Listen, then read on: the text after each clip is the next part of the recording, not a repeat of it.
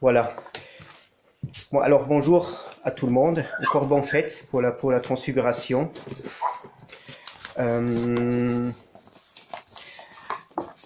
Donc, moi j'avais prévu en principe de simplement terminer la conférence que j'avais interrompue la dernière fois, n'est-ce pas? On n'avait pas terminé.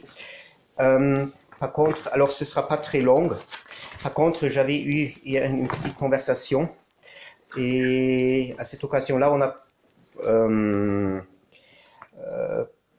parlé d'un sujet. J'ai fait une petite exégèse de l'Apocalypse, d'un endroit de l'Apocalypse que j'ai travaillé hier soir, c'est-à-dire dans la nuit encore. Je crois que ça pourrait vous intéresser. Donc, je l'ai écrit un peu à la hâte, simplement comme ça venait. Mais je crois que ça s'insère assez bien aussi dans notre sujet. Donc, je vous propose, si vous êtes d'accord, qu'on va un peu lire, ou voilà, un peu regarder cet endroit de l'Apocalypse. Et ensuite, un deuxième point, terminer la conférence, la lecture du verset 13-14, n'est-ce pas, qu'on n'a pas pu terminer la dernière fois, si vous êtes d'accord. Hein? Alors, ce qui concerne l'Apocalypse, il s'agit en effet du 13e chapitre de l'Apocalypse. 13e, attendez, il faut que je la trouve. 13e. Attendez. Ensuite, j'ai pu le préparer avant, mais je n'ai pas fait. Voilà. On y est. 13e chapitre. 13e chapitre. Et voilà le texte original. Texte original, qui est plus important. Voilà. Bon, le point de départ, n'est-ce pas, de tout cela, de toute cette réflexion là sur ce chapitre de l'Apocalypse, c'était un peu... pardon, oui, il faut que je... Voilà. Ça va te dire. C'était un peu quelques réflexions qu'on faisait, certainement vous réfléchissez aussi, sur tous ces événements qui se passent actuellement, le monde autour du vaccin, etc., etc. Surtout le comportement qu'on trouve et les attitudes qu'on trouve souvent actuellement dans l'Église, disons, et même dans la société qui n'est pas nécessairement ecclésiastique. Hein? Et ça, ce comportement, ces attitudes-là, laissent percevoir quand même une défaillance mentale, hein, pour ainsi dire, qui, à mon avis, laisse, comment dirais-je, il y a quelqu'un qui, je crois, qui a allumé le micro, ça fait un peu de bruit, peut-être que tout le monde éteint le micro, voilà, merci. Hein. Donc, on peut c'est-à-dire tout ce comportement qui est marqué par on peut dire, une crédulité extrême. Hein, une crédulité qui est apparemment incapable de se mettre elle-même en question. Hein. Et donc, une sorte, on peut même un peu ironiquement, on peut la caractériser comme une forme de piété. Hein, une piété qu'on apporte instinctivement ou qu'on projette instinctivement, ce cas-là pas nécessairement à Dieu, mais à certaines autorités, hein, d'État ou quoi que ce soit. Mais quasiment une piété, comme dit le mot, c'est un acte, on peut dire, religieux. Hein. Et en ce cas-là, on peut se demander d'où ça vient. Parce que ça laisse aussi, bien sûr, pose la question aussi, ce que nous entendons d'ordinaire lorsque nous parlons de la foi. Hein, puisque lorsque nous parlons de la foi, de l'acte de croire, nous sommes très légers, très souvent, où c'est quasiment un consensus présupposé qu'on n'interroge plus. Hein. Et ce fait qu'on ne s'interroge plus à la foi, ou à notre propre foi, ce qui forme le fondement de la foi, hein, fait, à mon avis, contribue beaucoup que justement, tout simplement, nous ne trouvons pas Dieu. Hein, nous ne trouvons pas Dieu à cause de notre foi. Hein. Et d'une certaine manière, on peut dire que même la vie spirituelle, notre vie spirituelle, en ce sens-là, on pourrait dire qu'elle commence au moment où nous nous attaquons à notre foi. Hein. Et donc, à ce moment-là, ça m'est venu ce chapitre de l'Apocalypse, le 13e chapitre, qui raconte, vous connaissez tous tout ce texte-là, l'histoire de la bête qui sort de la mer, c'est-à-dire les deux bêtes. D'abord une bête qui sort de la mer, ensuite une deuxième qui sort de la terre. Hein, et fait ensuite que tout le monde, tous ceux qui vivent sur la terre, adorent le dragon ou l'image de la bête, etc. Hein, ici aussi se situe cette fameuse chiffre 666. Hein. Moi, je ne veux pas maintenant rentrer en détail dans tout ce texte. Hein. Tout ce que j'aimerais faire, c'est une petite esquisse. Hein, une esquisse, puisque justement, ce texte-là, contrairement à ce qu'on dit aujourd'hui souvent, ne raconte pas une mythologie des événements des temps derniers, mais on peut dire on a ici affaire à une sorte de miroir théosophique. Un miroir dans lequel, on peut dire, la constitution de notre homme intérieur est maintenant homme intérieur dans un sens très large, pas simplement en sens que dit dans Saint Paul, c'est-à-dire l'homme intérieur, c'est-à-dire celui qui a été régénéré par le Christ, hein, mais l'homme intérieur qui peut aussi avoir justement la face, l'aspect, prendre l'aspect de la bête. Hein. Et bien sûr, ces figures, la bête, le dragon, il faut le prendre en ce sens-là comme comme un signe caractéristique, comment dirais-je, oui, signum justement de certains actes de notre esprit. Hein. Donc, pour commencer, tout simplement,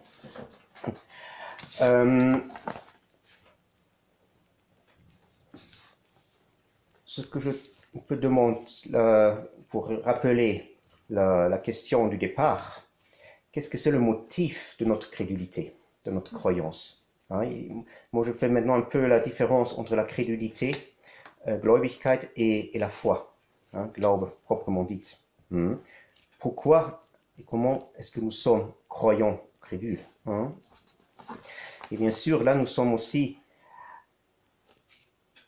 amenés à la question, à ce qui détermine, structure notre compréhension, tous nos actes intellectifs, hein, puisque c'est très lié. Hein. Et on peut dire, comme un auteur avait trouvé je ne me souviens pas quel auteur c'était, je l'avais lu il y a, je crois, lorsque j'étais encore à l'université, il parlait de symbolische Sinnwelten, des mondes symboliques qui donnent un sens, qui fournissent le sens, quasiment le contexte dans lequel on trouve un sens pour n'importe quelle situation dans laquelle on se trouve. C'est-à-dire ce sont des paradigmes, des schémata préfigurés selon lesquels nous construisons ensuite un sens, hein, pour ainsi dire, c'est ça. C'est-à-dire, et ça je trouve que c'était pas mal trouvé, ça me venait simplement à l'esprit, je ne vais pas trop rester là-dessus, c'est simplement pour esquisser l'approche maintenant de la lecture de ce texte, hein, même si ça semble un peu abstrait au départ. Hein, c'est-à-dire, c'est un certain contexte présupposé vers lequel nous toujours ramenons tout avec lequel nous avons affaire, hein, qui donne les critères avec lesquels nous jugeons notre quotidien. Bon, ce n'est pas simplement dans le domaine de la foi, ça concerne aussi la vie quotidienne et tout. Et bien sûr, ce contexte, disons, comme il dit, symbolique, hein, il est très lié à la crédulité, puisque nous y croyons. Ce n'est pas que ce contexte aurait de lui-même une conviction particulière ou une évidence qui ferait qu'on ne pourrait pas le questionner ou qui serait sans alternative, mais nous y apportons déjà une croyance, hein, a priori, qui est juste. C'est ce qu'on peut voir, par exemple, tout un exemple tout bête. Hein, il y avait beaucoup, justement, dans les années 80, lorsque le mur de fer, le rideau de fer est tombé. Il y avait beaucoup qui tout d'un coup, ou certains, l'ancienne RDA, étaient ébranlés puisqu'ils voyaient que le contexte par lequel eux, ils avaient interprété, jusqu'à présent, le monde ne tenait plus debout. Donc, ils étaient un peu dans le désarroi. Hein. Et on peut se demander pourquoi est-ce qu'ils ont apporté de la foi à cela. Hein, et nous prenons, bon, c'est peut-être un exemple assez plat et assez simple, mais c'est un peu on peut bien approfondir. Hein. Hein. C'est-à-dire, cette crédulité avec laquelle nous établissons un tel contexte de compréhension, il est lui-même un point de référence. Elle est pour elle-même le point de référence. Hein? Et c'est pour ça qu'on ne peut pas, parce que là maintenant je ne semble pas te parler de la foi au sens théologique ou de la piété, mais on voit que finalement, même ce que nous appelons aujourd'hui le monde laïque, athée, etc., elle se construit sur le même mécanisme. Hein? Ce n'est pas nécessairement qu'on affirme un Dieu positivement, un monde avec une transcendance, qu'est-ce qu'on veut s'imaginer, mais tous nos actes, nos élaborations intellectuelles dépendent finalement de ce point de référence qui justement consiste en une certaine crédulité. Hein, il faut se demander donc avec quoi est-ce qu'on a affaire ici. Regardons un peu maintenant au texte. Hein. Je ne sais pas si c'est nécessaire. Peut-être que je veux pas lire maintenant en détail, ça prend du temps. Simplement, je vais un peu esquisser le chapitre, rappeler un peu le chapitre. Hein. Donc, à la fin, le dernier verset du chapitre 12 raconte que le dragon, après avoir été jeté ou expulsé du ciel, hein, ayant essayé à faire la guerre contre la femme qui donnait naissance à un fils, etc. Vous connaissez cela. Donc, toutes ces entreprises ont échoué. Il se tint sur le sable de la mer. C'est le dernier verset du chapitre 12. C'est là où commence, en principe, on aurait dû l'ajouter au 13e chapitre. Et maintenant, monte une bête de la mer. Hein, une bête qui avait 7 têtes et 10 cornes, avec les cornes encore couronnées de diadèmes, et les têtes portaient aussi de noms de blasphème. Hein. La bête elle-même ressemblait à un léopard, les pieds comme ceux d'un ours, la gueule comme une gueule de lion. Hein. Le dragon lui donna sa puissance et son trône une grande autorité. Et maintenant, je vis l'une de ses têtes comme blessée à mort. L'une de ses têtes, avec cette traduction, je ne suis pas d'accord, on va voir. Mais sa blessure mortelle fut guérie. Et toute la terre était dans l'admiration derrière la bête. Ils adorèrent le dragon parce qu'il avait donné l'autorité, exousia, à la bête. Ils adorèrent la bête en disant « Qui est semblable à la bête et qui peut combattre contre elle ?» Ensuite, il raconte donc que cette bête profère des blasphèmes, etc. Hein? Ensuite, il dit encore, 7e verset, « Lui fut donné de faire la bête, de faire la guerre aux saints et de les vaincre. Il lui fit donner autorité sur toute tribu, tout peuple, toute langue et toute nation. Et tous les habitants de la terre l'adoreront, ceux dont le nom n'a pas été écrit dès la fondation du monde dans le livre de vie de l'agneau qui a été immolé. Hein? Donc ça c'est la première bête. Regardons d'abord ceci, avant de passer à la deuxième. Comme j'ai dit, je considère la bête comme un signe de la pensée. La pensée, comme j'avais dit, mais non pas au sens étroit que nous donnons aujourd'hui à ce mot, mais à ce qui correspond dans le grec à la noésis. Un acte dans lequel, en principe, s'accomplit l'intention, dans laquelle l'esprit, le nous accomplit l'intentionnalité de l'incarnation du Christ. C'est ça ce que je comprends maintenant ici sous pensée. C'est l'acte fondamental de notre esprit. Ça n'a rien à faire avec cette pure acte cérébral et abstrait, intellectuel, avec laquelle nous associons aujourd'hui le mot pensée, ce qui n'est finalement que l'activité de l'intellect déchu, justement, qui n'est plus capable justement de saisir cette, comment dirais-je, ce fond sur lequel son acte propre à lui devient possible.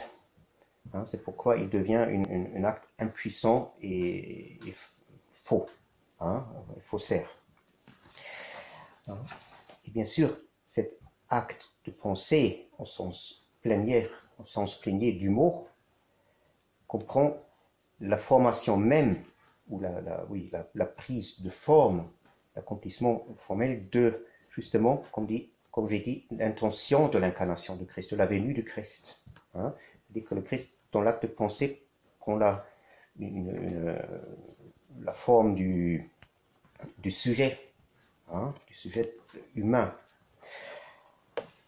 Et bien sûr, ensuite, la pensée elle-même, on peut dire, c'est cette activité dans laquelle se constitue l'imaginicité de l'image divine.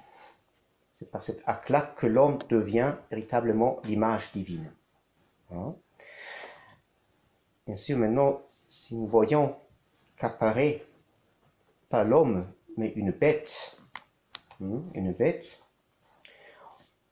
peut dire que cette bête est une travestie de la pensée, en ce sens-là. Une travestie, c'est-à-dire d'une pensée qui ne puise pas dans toute la possibilité, dans toute la profondeur de cette intention qui en principe serait possible et qui atteint jusqu'au fond. J'avais souvent parlé, n'est-ce pas, dans les sessions précédentes de ce fond intentionnel de l'incarnation du Christ. Donc je présuppose que vous savez un tout petit peu de quoi il s'agit. Mais alors qui n'atteint pas à devenir cette archi, ce commencement. Vous vous souvenez, la dernière fois, on a vu que l'archi n'est pas simplement une donnée, mais c'est quelque chose que, un acte de pensée doit être réalisé par l'homme, qui devienne justement l'archi dans lequel Dieu puisse commencer et fonder, enraciner son œuvre. Donc, cette pensée-là, qui donne finalement l'aspect de la bête, justement, elle manque tout cela. Elle n'y arrive pas. Et donc, s'introduit dans une forme monstrueuse, on peut dire, sans qu'elle puisse encore gagner, ce qu'on peut dire, une notion claire sur lui-même. C'est-à-dire, cette pensée-là, qui apparaît comme une bête, elle ne se connaît que dans la forme de la bête. Que dans la forme de la bête, elle ne se reconnaît même pas comme une bête. Ce qui nous arrive aussi. Exemple, ce qui nous, un exemple tout banal. si on a commis certaines fautes, parfois on ne le sait pas qu'on a commis une faute. Parfois ces fautes-là nous semblent même être des actes de justice, hein, quelque chose oui, hein, et la véritable dimension de la chose peut être plus tard nous devient lucide, mais pour le moment non, on ne sait pas ce qu'on fait. Hein. Donc cette bête-là, quelque chose qui ne peut pas gagner ou avoir une conscience sur lui-même. C'est-à-dire, il n'est pas capable d'une illumination quelconque. Hein. Et là, on peut même, illumination prend au sens un peu ironique, au sens de lumière, hein, qui ont essayé justement d'apporter à l'intérieur de cette bête une lumière dont ils ne pouvaient pas en disposer. Hein, puisque ça donne uniquement des variantes, des variations, toutes ces tentatives d'illumination, de lumière, n'apportent que des variations de forme de cette bête. Hein, elle va muter, mais elle ne va pas changer de caractère ou d'essence. Donc, elle ne se comprend pas dans sa forme de bête. Parce que cette forme de bête, elle ne se comprend pas, elle ne se voit pas que dans le miroir, disons, théosophique de l'image de l'homme. Hein. Et donc, cette bête-là, elle va se prendre, elle est quasiment obligée de se prendre elle-même, la bête, pour l'homme, ou pour me dire, pour l'humanité. Hein. C'est elle qui invente l'humanité à place de l'homme, hein, puisque l'homme n'a plus de place ou de lieu en elle. Donc, il est essentiel de comprendre, de saisir ce caractère auto-illusionnaire, hein, et quasiment obligatoirement auto-illusionnaire de cette bête, hein, et qui comprend même les principes de son aveuglement qu'il bestialise, comme le principe de l'histoire de l'évolution. Hein, vous avez ça, cette bête, bien sûr, dans l'Apocalypse, elle est une reprise, justement, surtout de la prophétie de Daniel, hein, et qui, justement, pose cette bête dans une sorte d'histoire de différents, comment dirais-je, royaumes, hein, de l'or, etc., jusqu'à surtout aussi en lien ensuite avec, si on le compare, mais on associe les bêtes de la vision de Daniel avec ce rêve de Nebuchadnezzar, le roi de Babylone, hein, de la statue qui est écrasée par la pierre. Là, je ne vais pas trop rentrer, hein, simplement. Mais c'est ainsi que cette bête incorpore en elle-même toute l'autorité, tout le pouvoir, la puissance du dragon. Hein. Je suis un tout petit peu, je demande un tout petit peu de patience, comme je vous ai dit. Moi, j'ai écrit ça à la hâte, donc c'est un peu associatif. Ça va encore un peu éclaircir à la suite. Hein, peut-être j'aurais dû un peu plus retravailler, mais je n'avais pas eu l'énergie hier. Donc, l'Apocalypse nous raconte maintenant qu'une de ces 7 têtes de la bête était blessée par une blessure mortelle. Hein, et que cette blessure était guérie, de sorte que toute la terre s'étonnait, et ça masti holigi au piso tuserio, que toute la terre s'étonnait derrière, oui, c'est ça qu'il a traduit, derrière la bête. Pourquoi il est important de voir le septénaire des têtes. C'est septénaire, Siebenheit. Oui. Septénaire, je crois qu'on peut le dire, non? Ce nombre 7 ouais, des têtes, le nombre 7 des têtes, donc il faut considéré analogue aux 7 jours de la création, du premier récit de la création, au tout début de la Genèse. Hein. Ces 7 jours sont bien sûr la formation plénière et l'accomplissement et toute la plénitude qui comprend en elle-même aussi ensuite bien sûr le repos. Hein. Alors la formation de l'homme, qui comprend bien sûr en elle-même ensuite ce repos, puisque c'est Dieu finalement qui se repose, qui prend sa demeure, comme on dit ailleurs, dans l'homme. Hein. Et ces 7 jours-là, on peut dire, sont donc des principes d'évolution en guillemets maintenant. Hein, c'est un peu plus complexe, là je ne veux pas trop rentrer.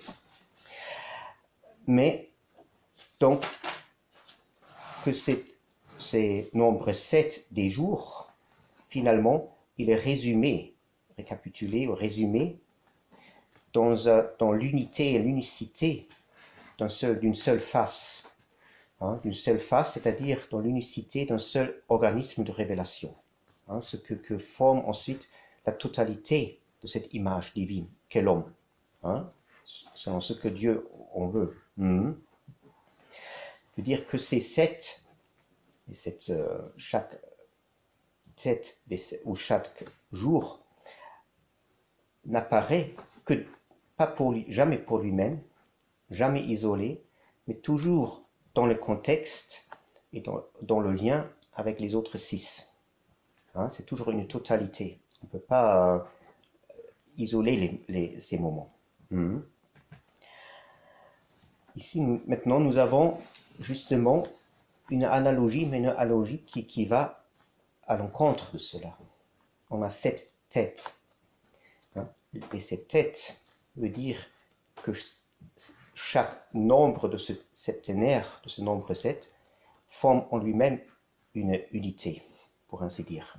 Hein, c'est une unité, une tête justement. C'est-à-dire on a ici affaire à une sorte de décomposition.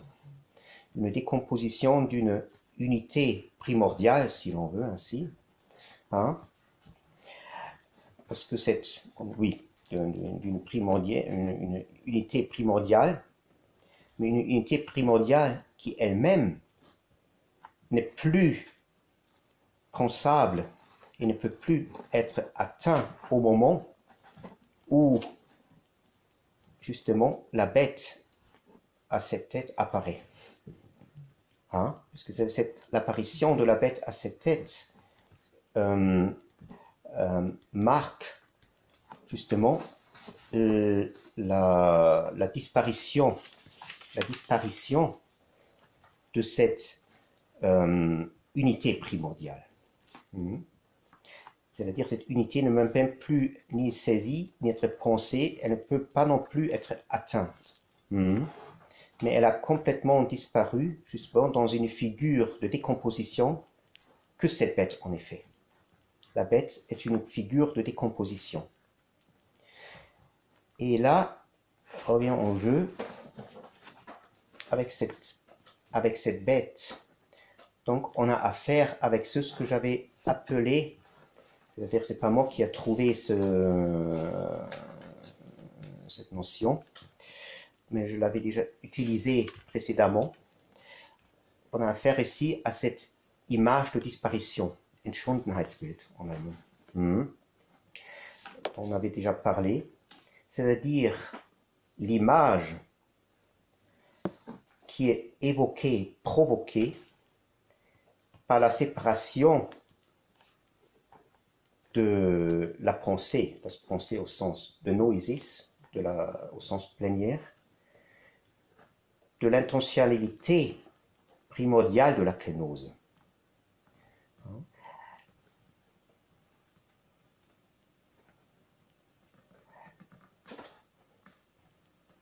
Là, je me suis encore... Et donc, c'est maintenant cette image de la disparition qui qui forme, et ça c'est très important, ça c'est extrêmement important, puisque ça, on peut dire pour nous, c'est ça le point de référence, hein, puisque le moment de la séparation elle-même n'apparaît pas. Hein, on va voir encore. Hein. Et c'est maintenant cette image-là qui apparaît que cette pensée de la séparation prend pour primordial, pour l'origine, originelle, puisque la véritable origine a disparu justement dans cette image. Cette image est une figure, on peut dire, de refoulement. Hein? Mais en même temps, cette originalité ou ce caractère d'origine que prétend ou que revendique cette image pour elle-même, puisqu'elle remplace, elle se pose à la place de l'origine véritable, il est en même temps déjà überführend, vous savez ça, il est pourquoi est-ce que j'arrive pas à trouver le mot,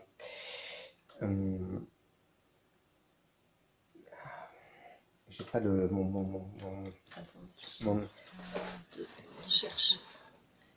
Je le sais en principe. C'est-à-dire, oui, mais il faut le mot. Pardon, Ouais, excusez-moi. Je cherche. Überführen,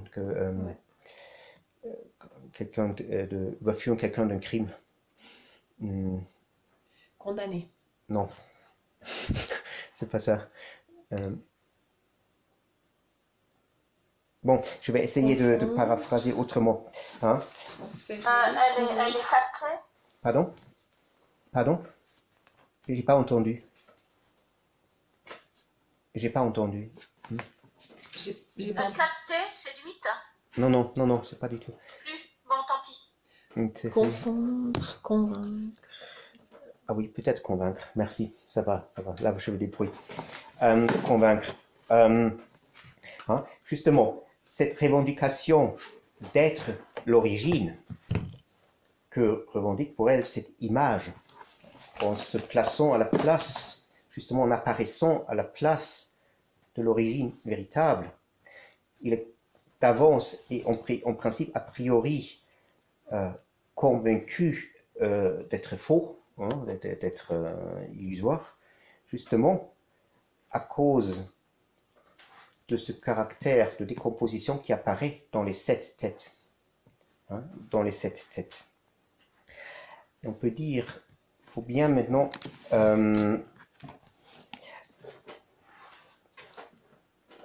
lire le texte original de ce qu'il dit le texte au sujet de cette plaie, de cette blessure mortelle qu'a reçue, selon la traduction de Second, une des têtes. On a ici affaire à une formulation qui revient souvent dans la Bible, par exemple aussi dans le contexte des récits de la résurrection du Seigneur, où il a dit timia ton sabbaton, hein, timia ton sabbaton, ce qui très souvent est simplement traduit le premier jour de la semaine, ce qui n'est pas écrit d'ailleurs dans ce texte. Ici on a une formulation analogue, il est dit mien ek ton kephalon aftu, qui mien ek ton kephalon aftu, l'une des têtes. Hein? Ce mia, his, ce n'est pas une, comment dirais-je, ne veut pas dire un parmi d'autres, hein?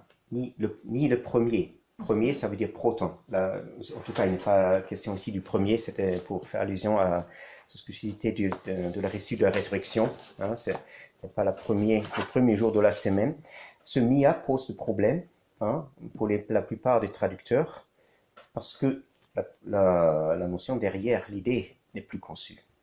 Hein? Cette mia, ici c'est mia puisque c'est la forme féminine, ou his, ou le hen, les autres formes grammaticales, le masculin et le neutre, désignent une intégralité de quoi que ce soit maintenant. Hein? Ici maintenant, bien sûr, s'il parle de l'une de toutes les têtes, cette intégralité, on peut dire, on peut traduire, l'intégralité de ces têtes avait reçu une blessure mortelle. Hein?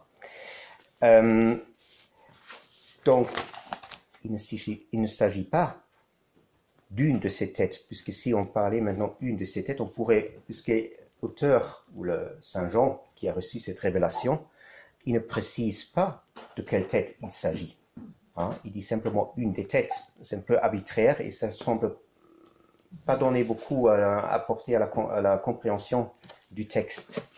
Mais ce qui a reçu une plaie mortelle, justement, c'est cette mia, cette unité, intégralité, totalité, si vous voulez, qui a disparu justement dans l'apparition de cette tête, qui n'aurait pas dû. Hein? Et justement, dans cette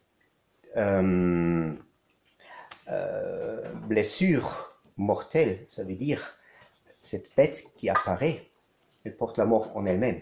Hein? Elle est vouée à la mort. Hein?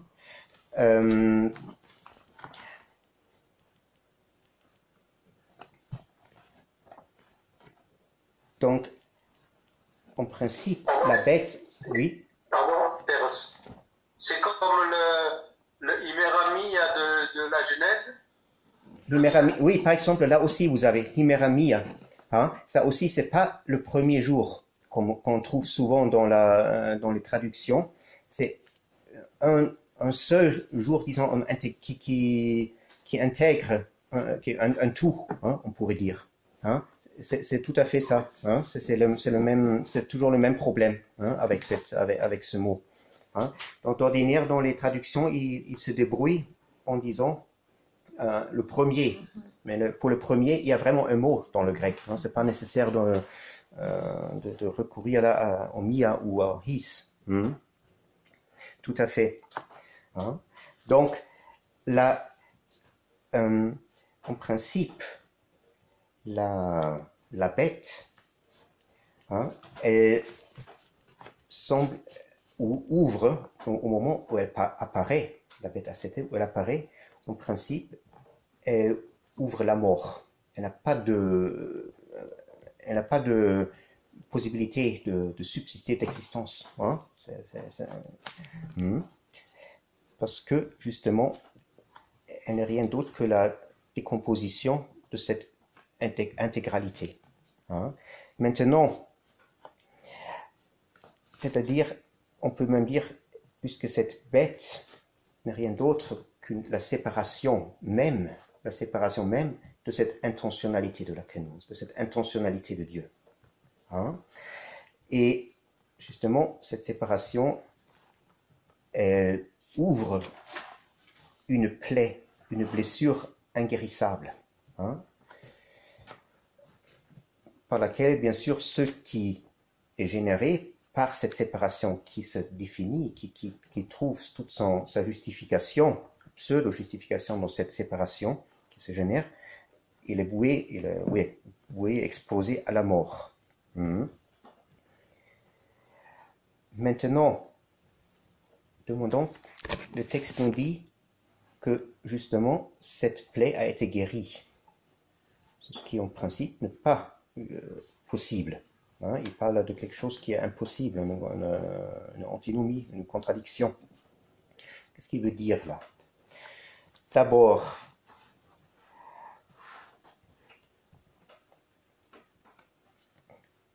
il faut dire que cette guérison, il ne faut pas la prendre au sens propre, que ce serait véritablement une guérison qui aurait fini avec la mort, ce qui n'est pas le cas. Hein?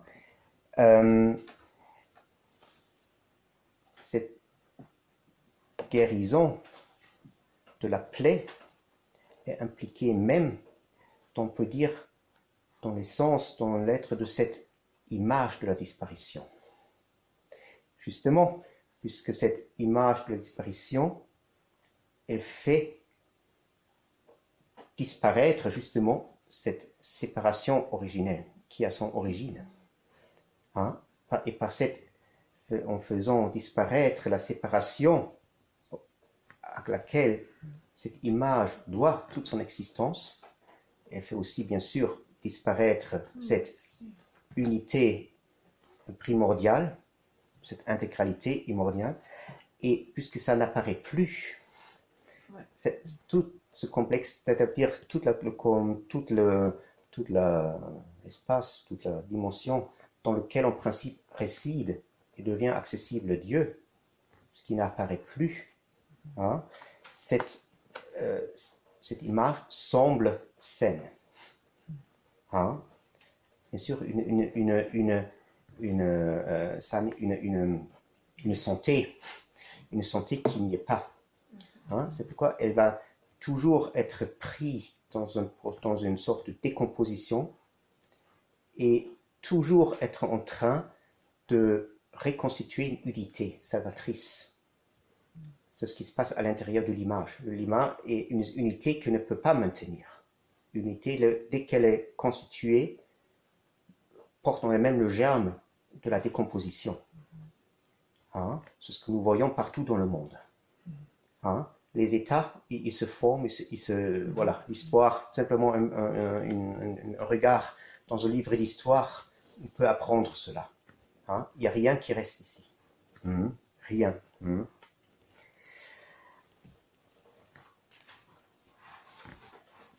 Maintenant,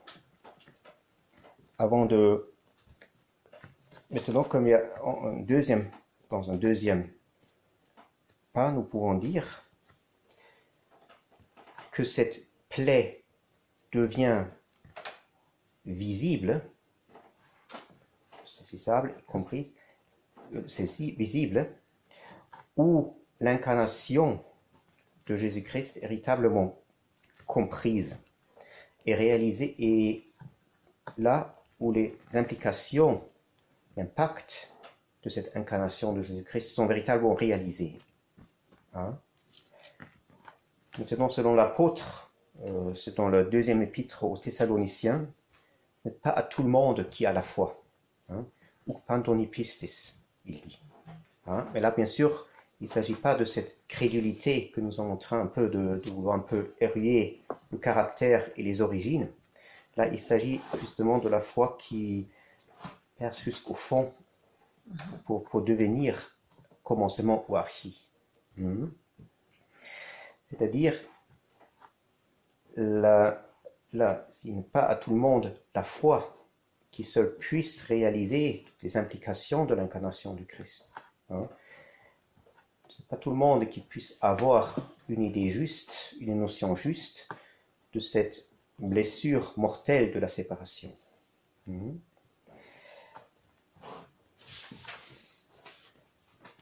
Mais là où cette idée juste de cette plaie mortelle est ratée, où on n'arrive pas à en gagner une idée juste, une vue juste, parce qu'on n'arrive pas à ce miroir théosophique, hein, qui seul puisse refléter dans la bonne lumière justement et saisir justement cette image de la disparition, pour que l'image de la disparition soit véritablement connue. Hein, parce que de l'intérieur de l'image, ou de devant de l'image de la disparition, on ne peut pas la connaître. Hein, elle reste méconnue. Hein, reste pour nous. Donc, en ce moment-là, bien sûr, on se méprend encore une fois sur le véritable caractère, comme je dis, de cette image de la disparition, et la foi qu'on va en tirer, il n'est rien d'autre aussi qu'une méprise sur soi-même. Hein. C'est-à-dire, ce sont ceux qui sont dessinés ici dans le texte par la terre. Hein. Ce sont la terre, ou le terrestre, si l'on veut, ce sont ceux qui ont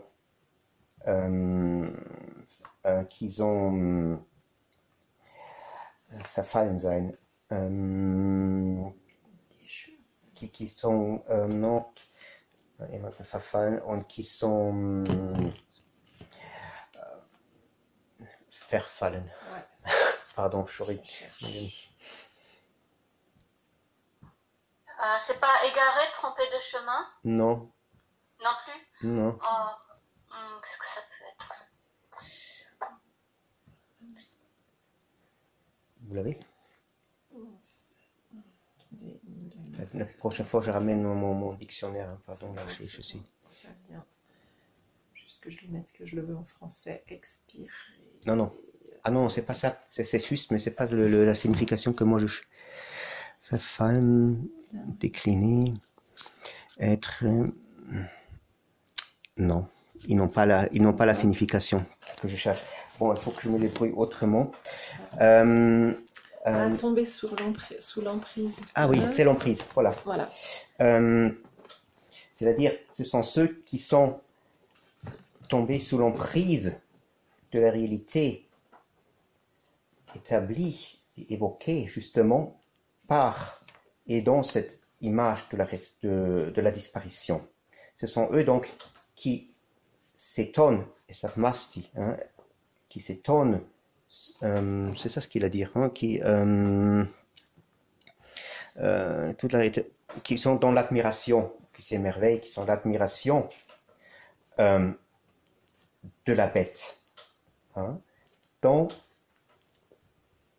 ils ne peuvent pas percevoir et concevoir justement la blessure mortelle. C'est-à-dire, ils deviennent victimes d'une sorte de fascination qui émane, on peut dire, de cette image de la disparition. C'est ce qui est dit dans le 4e verset.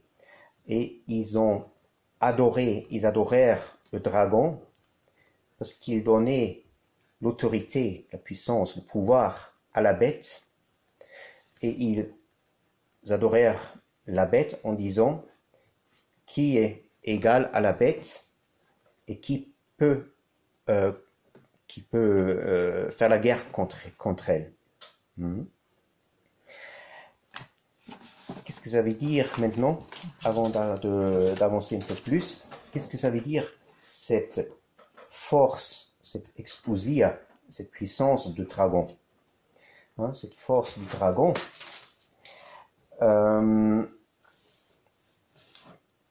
finalement, il n'est rien d'autre, on peut dire, que cette force, on peut dire, puissance contraignante de l'autorité, par laquelle justement cette image de la disparition convainc de son exclusivité, qu'il n'y a rien d'autre en dehors d'elle. Hein? C'est-à-dire en se posant comme unique, comme se prétendant comme unique, de sorte qu'il puisse en dehors d'elle rien avoir. Hein? Même pas imaginable quelque chose. Là, il y a une sorte de force, qui puisse, là je parle de une Bahnkraft, où on peut dire disons, restons sur fascination, tout simplement. C'est pas tout à fait la nuance que je veux donner, mais voilà, hein, j'ai pas d'autre. Hein. Et ça veut dire que toute la force du dragon, qui est justement le principe de cette séparation, est entrée dans la bête. Hein. Nous avons vu que le dragon se tient au bord de la mer, sur le sable de la mer. Hein. Et il faut dire que ce dragon lui-même, il n'apparaît plus. le dragon, il reste quasiment dans un inconscient. Mais il apparaît dans sa force, tout ce qu'il est, tout ce qu'il peut. Justement, il a une force qui cherche, on va voir ça plus tard encore, à se séparer à l'intérieur même justement de l'intentionnalité de la kénose. Hein? C'est ce noyau de séparation et qui se réalise dans un premier pas, justement, dans ce qui apparaît dans cette image de la disparition. Donc, c'est cette exclusivité, cette unicité avec laquelle cette image de disparition se lève au-dessus, qui sort au-dessus, on peut dire, de l'eau, c'est-à-dire de certaines choses qui devient maintenant quelque chose d'inconscient, impensable, et même pas qui ne rentre plus à l'intérieur de l'horizon de cette image. Et c'est cette exousia, cette puissance, cette fascination aussi, qui peut guérir, en guillemets, cette blessure. C'est-à-dire qui peut plonger la blessure mortelle dans l'abîme de l'oubli. Hein? Et cet abîme de l'oubli, finalement, n'est rien, cet acte de plonger dans l'abîme de l'oubli n'est rien d'autre, justement, que cette image de la disparition qui commence à se constituer, à se lever. Hein? Et c'est cette force-là qui provoque chez ceux qui vivent sur Terre, c'est-à-dire ceux qui n'arrivent pas à se lever au-dessus des horizons de cette image de disparition, justement parce qu'ils ont prise de sa fascination et restent dans l'emprise de la fascination, c'est-à-dire qui provoque un étonnement, une admiration. Et ça veut dire une liaison, un lien, hein, au sens péjoratif en ce sens-là, un lien qui ne peut pas être délié par celui qui est justement qui est prisonnier de cette liaison ou de ce lien. Et à mon avis, c'est de cet déliement, de ce lien-là, dont parle le Seigneur lors de sa résurrection, lorsqu'il apparaît aux apôtres en leur donnant la force de lier et de délier. Hein? Bien sûr, nous l'appliquons cela au pardon des péchés, hein? Qui lie sur terre, que soit lié sur terre ce qui vous liez, etc. Dans le ciel. Vous connaissez là hein? Mais au fond profond, hein? C'est-à-dire il délie une liaison, un lien fatal, hein? Et il a, alors ce lien, il le défait, mais en même temps, le Seigneur, en défaisant ce lien fatal qui nous lie dans le domaine et dans l'emprise de l'image de la disparition, il nous relie une deuxième fois, on peut dire, de nouveau, à la puissance de sa kénose. Hein? Donc, cette admiration qui crée un lien insoluble pour ceux qui s'y sont pris là-dedans, débouche finalement dans une sorte d'élévation liturgique de la bête par ceux qui admirent. Hein? Et justement, cette élévation quasi liturgique, c'est une liturgie, mais une liturgie, on peut dire, diabolique, hein, qui n'est pas dédiée au vrai Dieu, mais à quelque chose d'autre. Hein.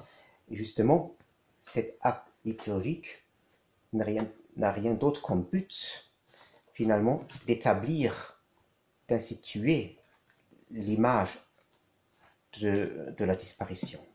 C'est-à-dire, c'est l'homme, finalement, qui institue l'image de la disparition. Ce n'est pas que l'image de la disparition précède, au moment où l'homme, justement, se laisse prendre par ce principe de la séparation, il se perd là-dedans. Hein, on va voir. Parce que la bête a besoin de cette adoration qui procède de l'admiration, qui procède de l'étonnement. Hein? Là, il faut faire beaucoup attention puisque nous, très souvent, nous adorons de cette manière-là. Hein? Notre adoration n'est pas quelque chose qui perce vers Dieu, mais qui institue ou réinstitue, si l'on veut, l'image de la disparition. Pourquoi est-ce que la bête en a besoin de cette adoration? Parce que c'est par cela qu'elle gagne une forme concrète. Hein? Une forme concrète. La bête n'a pas besoin de la pensée, de la noésis, pas du tout. Elle ne connaît pas.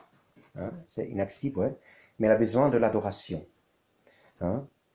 Que lui offrent ceux qui vivent sur la terre. Qu'est-ce que ça veut dire, cette adoration? Hein? L'adoration veut dire l'ouverture, ouverture d'un secret du cœur. D'un secret du cœur. Un secret qui devrait rester dissimulé et caché in intimo, dans l'intimité. Hein? Parce que dans cette inaccessibilité du cœur, hein, est comprise, ou comment dire, comprise,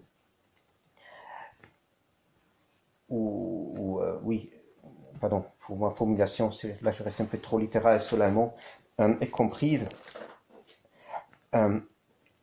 la force de l'engendrement, de la naissance, la puissance de naissance qui est réservée en principe à la divinité elle-même. Hein? Vous vous souvenez certainement de cette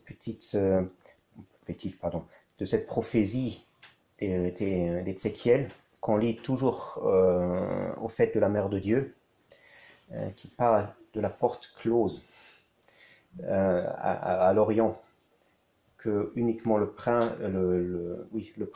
a le droit et la capacité de franchir. Hein? C'est-à-dire,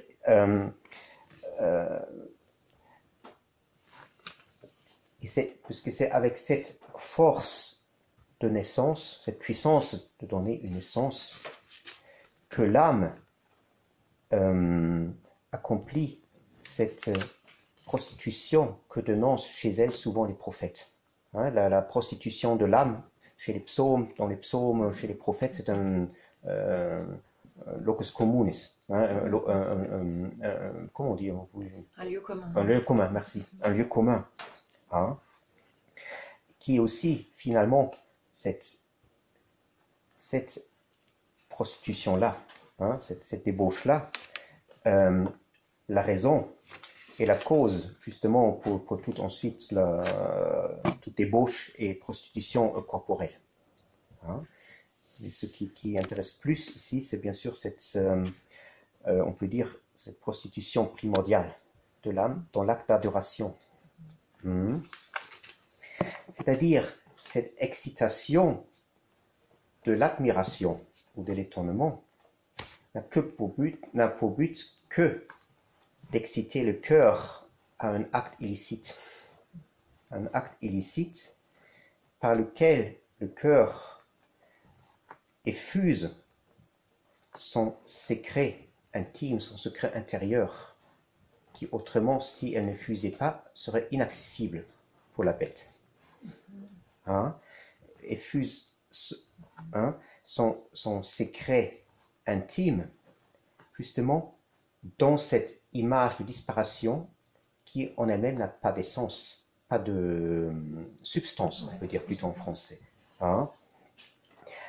Et justement, par cette effusion de la part du cœur, le cœur, ensuite, on peut dire, saisit, absorbe, c'est pas le mot in sich fassen, elle assume cette image dans sa volonté. Hein? Cette image de la disparition devient le motif de la volonté du cœur, le motif intime de la volonté du cœur. Hein?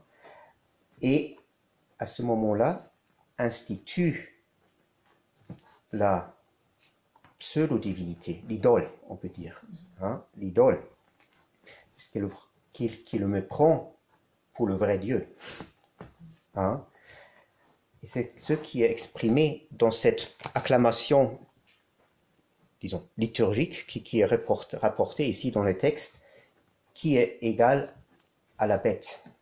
Hein, vous savez aussi qu'il y a d'autres... Qui est comme notre Dieu. Oui, qui est notre Dieu. D'habitude, c'est dit. Oui, c'est ça. On trouve là des phrases analogues, et des formules analogues, mais appliquées maintenant véritablement à Dieu. Hein? Et qui est capable de combattre avec lui. Hein? Puisqu'il a une statut d'unicité unique. Il n'y a rien qui puisse l'égaler de ce cas-là. Puisqu'il a la seule réalité possible pour ce cœur qui l'effuse. Et justement, là on revient maintenant à notre sujet. C'est ce lien exprimé ici par le mot étonnement ou admiration. Donc ce lien par et dans cette fascination de l'image de la disparition, c'est ça que nous appelons foi. Croire, l'acte de croire. C'est ce lien-là. Hein? Et qui en effet n'est rien d'autre qu'un reniement de la foi. De la foi comme l'entend saint Paul. Lorsqu'il parle, c'est pas à tout le monde qui a la foi. Hein? Et c'est force à cette fausse foi, à cette fausse crédulité. Je reste là sur cette terminologie pour un peu plus distinguer la chose pour ne pas trop mettre la confusion. C'est force à cette crédulité que la bête fait la guerre contre les saints, qu'elle puisse vaincre les saints, qu'elle a le pouvoir sur toute tribu, tout peuple, etc. Hein, comme était écrit là dans le 7e verset où il est dit, il lui fit donner de faire la guerre aux saints et de le vaincre. Il lui fit donner autorité sur toute tribu, tout peuple, toute langue et toute nation. C'est force grâce à cette crédulité. Hein? Car cette conviction de cette, en allemand on peut dire une contrefaçon de la foi. Hein? Il faut dire contre un Widerglaube, un Aberglaube, une contrefaçon de la foi. Et nous peut être enchanté et délié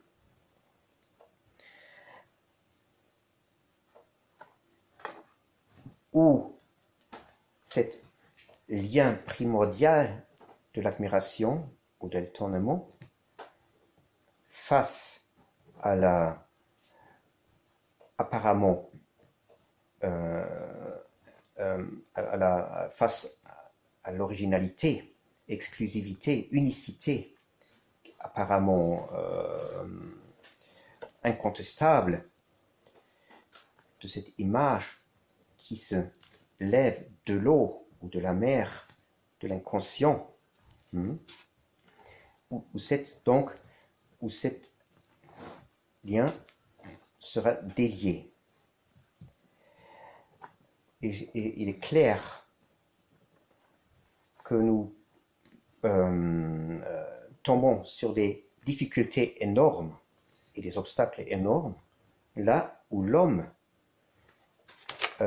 se méprend justement, ou méprend son étonnement, son admiration fatale et blasphématoire, comme la foi qui sauve.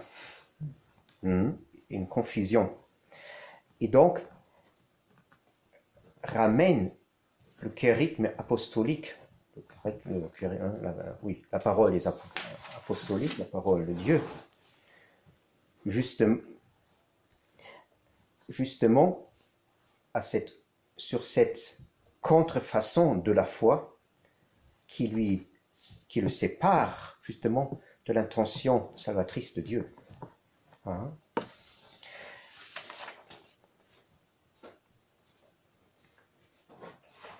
Et c'est ainsi, force à ce fait qu'il ramène le kérigme à cette contrefaçon de la foi qui lui sert comme clé de toute la compréhension, aussi pour s'ouvrir, comme il croit, le domaine du mystère de Dieu. Grâce donc à cette est-ce qu'on peut raménation, peut pas dire ramener un substantif, il y en a en français? Non. Non, retour. Non, c'est pas tout à fait ça. Donc cet acte de ramener donc le kérigme à la contrefaçon de la foi, grâce à cela que ce sont ceux qui vivent sur terre, qui sont ici simplement désignés par la terre, c'est la raison pourquoi ils ne sont pas inscrits dans le livre de la vie de l'agneau depuis la fondation du monde. Hein? Car est inscrit celui qui procède, justement, ça c'est rien de nouveau, qui procède de l'intentionnalité de la kénose. C'est ça l'acte où on est inscrit dans le livre de vie. Hein, ça n'a rien à faire avec, comme on s'imagine parfois, une sorte de prévision, une prédestination. N'est-ce pas que Dieu aurait prémédité qu'il va inscrire, qu'il ne va pas inscrire, et des choses pareilles, n'est-ce pas? Il y a des idées pareilles. Hein? Il faut savoir que c'est-à-dire, le texte dit, pardon, je vais le lire en français, ça me faciliterait la tâche. Ceux dont le nom n'a pas été inscrit dès la fondation du monde dans le livre de vie de l'agneau qui a été immolé. Il faut savoir aussi que cette traduction, non, ça ne me plaît pas, et il faut lire, puisque il faut lire ici, qui sont, dont le nom n'est pas inscrit dans le livre de vie de l'agneau qui a été immolé apokatavolis cosmos, dès la fondation du monde. C'est pas, là, il ne fait pas les liens corrects. Ouais. Hein, ça, c'est pas, donc, parce que l'immolation, bien sûr, c'est bien compréhensible à qui se réfère. Ici, il faut dire l'immolation est un synonyme pour la kénose de Jésus-Christ. Ce n'est pas nécessairement ou uniquement appliqué à la croix, disons, historique. Hein? C'est quelque chose qui précède même apokatavolis cosmos, d'une certaine manière, qui va pair avec la fondation même, avec l'initiation même du monde. Et justement, là, on va tout à l'heure, si on a encore le temps, je vois que ça prend plus de temps que je pensais, ma petite explication.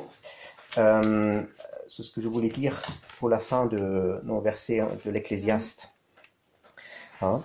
Donc, retenons simplement que cette immolation signifie la kénose de Jésus-Christ. Hein? Et donc,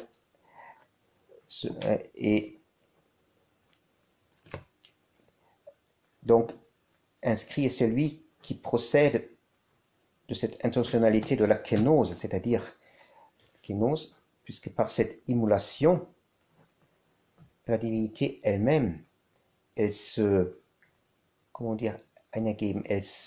introduit par ce sacrifice d'elle-même dans la forme de la créature. elle prend la forme de la créature. Et c'est par cela que l'homme, finalement, qui procède de cette auto-inscription, disons, de la divinité dans la création, dans la créature, qui procède justement et prend une forme en Dieu. Mais cette procession, cette naissance, à partir de l'intentionnalité de la kénose, justement, elle est empêchée. Elle est quasiment empêchée, justement, par cette image de la disparition qui s'interpose. Hein.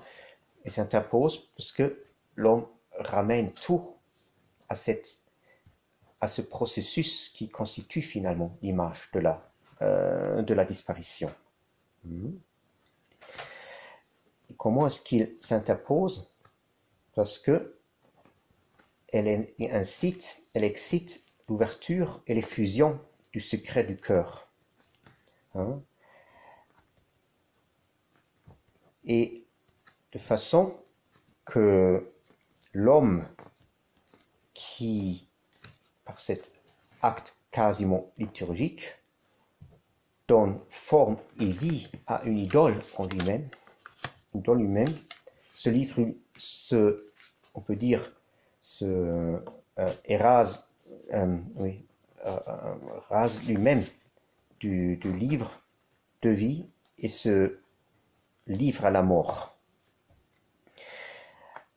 Et pourquoi nous avons tant de difficultés de défaire ce lien et de reconnaître cette contrefaçon de la foi telle qu'elle est? Parce que nous-mêmes, nous sommes cette bête. Hein? Nous-mêmes sommes cette bête. La bête n'est pas quelque chose qui est extérieur à nous, pas une entité mythologique qui aurait apparu ou va apparaître. Hein? Nous-mêmes sommes cette bête.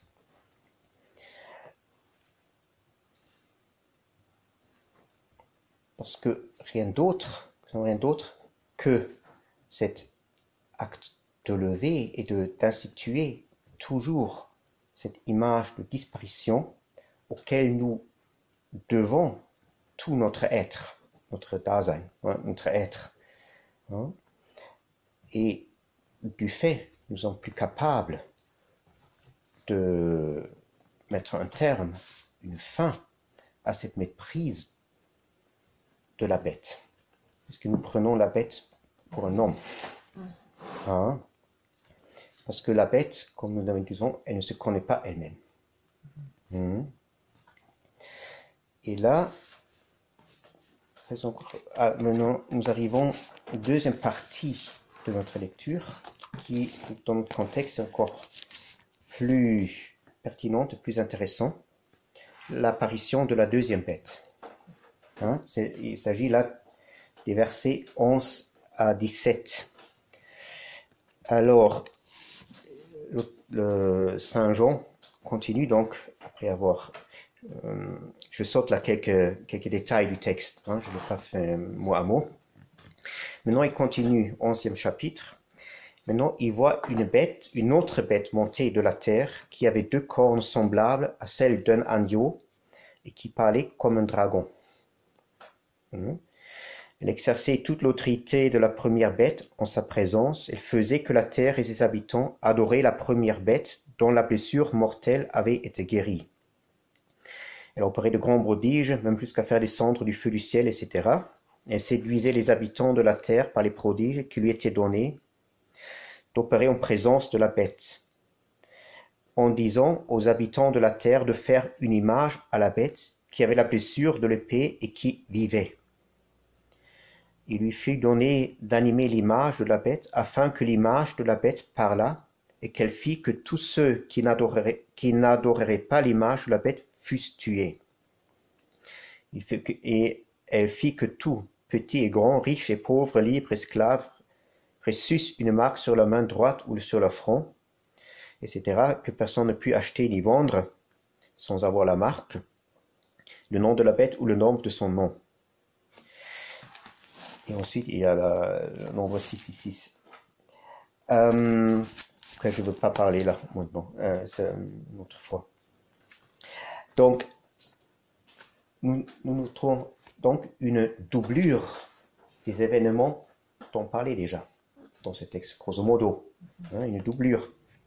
Mais la bête en question maintenant ne sort pas de l'eau, mais elle se lève de la terre et elle porte que 2 cornes comme un agneau, mais parle comme le dragon.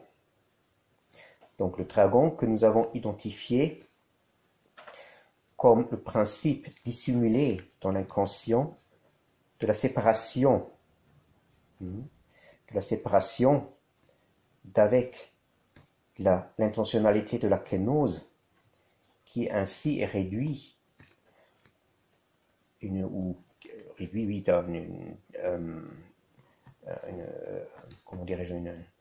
a été plongé dans l'inconscient ainsi, et ainsi devient le principe aussi d'élévation, d'institution, de justement de l'image de la disparition.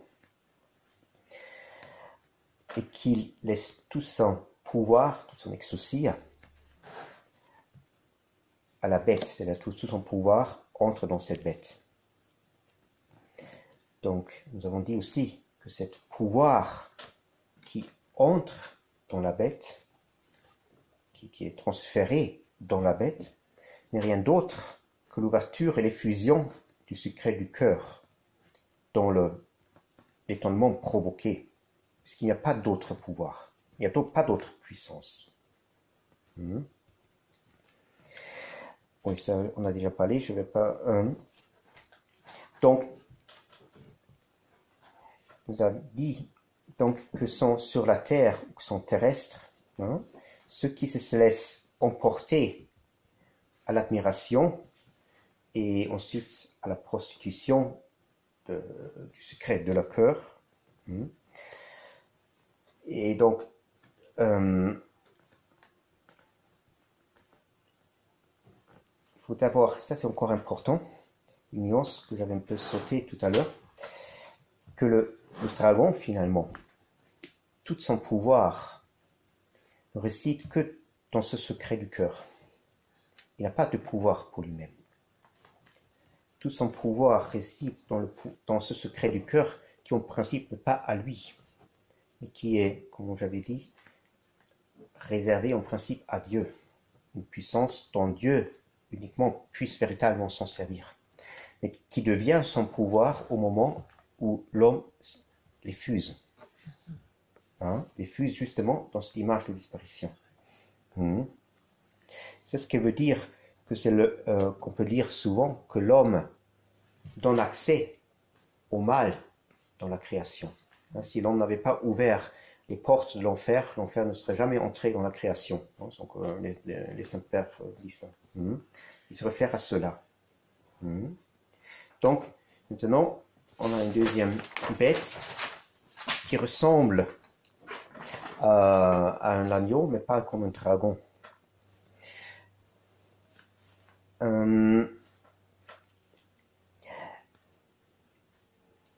C'est ici donc que l'Apocalypse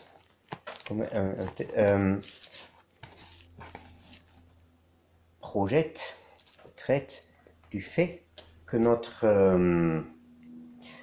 justement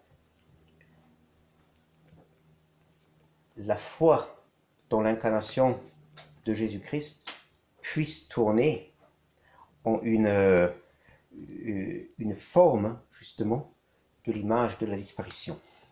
En principe, vous avez dit tout à l'heure que d'une certaine manière on peut aussi comprendre, il faut comprendre aussi cette plaie mortelle de la tête, de la première bête, concerne aussi le fait de l'incarnation du Christ, auquel, encore une fois, cette bête est livrée à la mort qu'elle porte en elle, puisqu'il détruit et délie cette fascination, cette magie, et rompt le circuit magique de cette énergie magique qui constitue cette image de la disparition dans l'homme.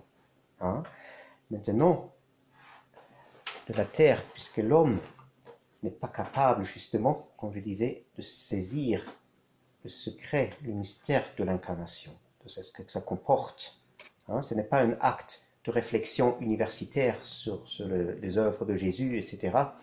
Hein, mais puisqu'il ne saisit pas, puisqu'il n'est pas capable, justement, il n'est pas là, capable de cet acte de foi que revendique saint Paul. Donc, comme j'ai dit, il ramène tout dans ce circuit de l'image, de la disparition. Il reconstruit la foi de Jésus-Christ, mais maintenant une foi qui n'est rien d'autre qu'une reproduction de cette image de la disparition, mais dans une forme christologique. Hein, on peut dire ainsi.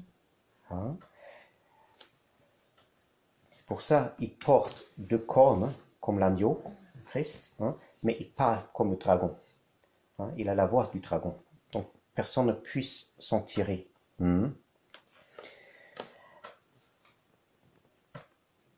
C'est-à-dire, on peut maintenant dire, dans cette description de la deuxième bête, nous avons avec la force même, affaire à la force même de cette contrefaçon de la foi qui crée dans l'homme une image concrète, on peut dire sacrée, en guillemets. Hein? Que l'homme ensuite, bien sûr, comme j'ai dit, prend pour la divinité lui-même, hein, mais prend pour la divinité lui-même, et qu'il adore en ce sens-là, puisqu'il y voit la disposition indispensable pour son propre salut, son propre être, sa propre vie. C'est-à-dire, l'image que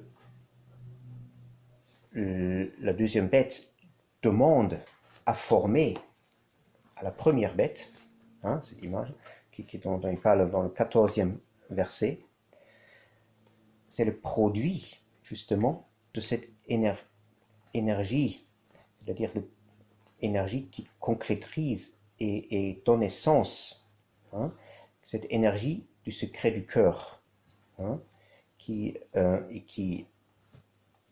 livre ensuite celui qui l'admire, etc., à la bête. La bête ne vit que dans cette image, que lui produit, qui lui récolte cette énergie secrète de l'homme humain. C'est-à-dire, cette idole-là, c'est le produit de la crédulité. Notre foi ordinaire produit toujours une idole, de nécessité.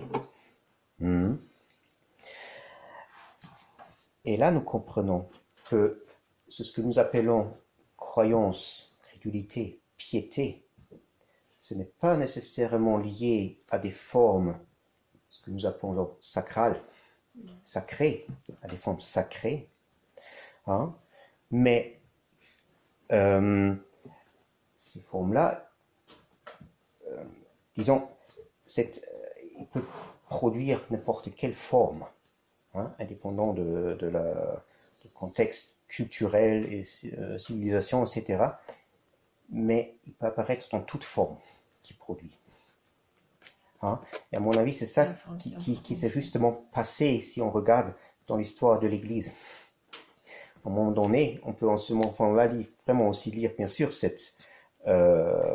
sûr, l'Apocalypse est un texte prophétique, mais on peut il donne, on peut dire, un schéma pour certaines constellations spirituelles, hein, qu'on peut en découvrir.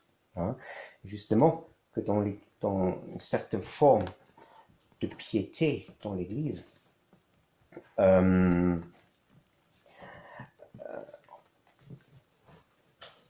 sont dus au fait d'avoir raté justement le mystère de l'incarnation qui s'ouvre uniquement dans cette foi dont parle saint Paul. Et en ce moment-là, s'instituent des formes de foi qui finalement aboutissent à une contrefaçon, à une bête qui porte de cornes. C'est pour ça, dans la tradition des commentaires, cet endroit-là, souvent, on l'applique à des hérésies. Hein? Mais bien sûr, l'hérésie, à mon avis, on peut aller un peu tout petit peu plus profond pour creuser le fond de ce qui veut dire ici hérésie. Hein? Ce n'est pas simplement une disaccordance extérieure avec quelques dogmes. Hein? Une contrefaçon qui finalement gagne en elle-même une indépendance. Hein? Qui se rend compte qu'elle n'a plus besoin d'une dépendance, d'une révélation d'extérieur, mais qui fournit elle-même cette révélation.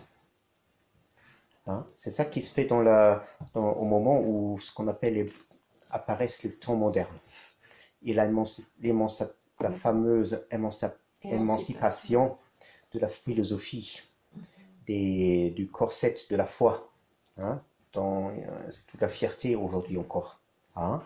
Justement, ils sont tout à fait tributaires à cette énergie et ils ne font rien d'autre que de réactuer, remettre en acte toujours cette énergie et cette image de la disparition. Et cette idole, de cette image-là qui est décrite. Hein? Et sauf qui sont assez qui sont compris quasiment qui ont atteint on peut dire une sorte de maturité, qui comprennent qu'ils n'ont plus à se justifier par une divinité venant de l'extérieur, mais qu'ils ont eux-mêmes ce pouvoir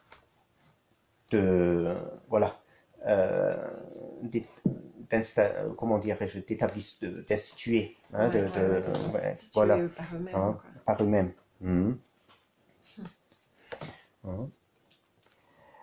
Qui est en fait une sorte d'évolution naturelle de ce processus. Oui, c'est une conséquence une sorte naturelle, peut-être, mais conséquente. D'exacerbation. Et logique, oui. Et c'est-à-dire, on peut dire que l'athéisme moderne, en ce sens-là, n'est rien d'autre que la conséquence et la continuité d'une piété qui prend l'origine dans l'Église. C'est-à-dire, par cette piété, bien sûr, l'Église déchue d'elle-même. Hein, c'est une contrefaçon de l'Église à ce moment-là, mais qui se fait à l'intérieur de l'Église. C'est pour ça aussi j'avais, vous vous rappelez là de cette petite conférence sur Irénée de Lyon, hein, où on peut déjà on ressent ça préfigurer. Tous ces mécanismes sont déjà mis en place. Il faut simplement lancer l'engrenage. Hein? Et c'est pour ça, toutes ces attitudes actuelles qu'on voit, même pas des gens, n'importe s'ils sont croyants ou non, quoi que ce soit maintenant, mais est marquée par cette crédulité. Hein? Une crédulité qui devient victime, à mon avis. Qui reproduisent justement, malgré que ce ne soit pas nécessairement dans des sujets proprement dits pieux, hein, pas des sujets qui concernent nécessairement Dieu ou la religion comme nous la comprenons d'ordinaire, comme un système un peu distingué du reste. Hein, mais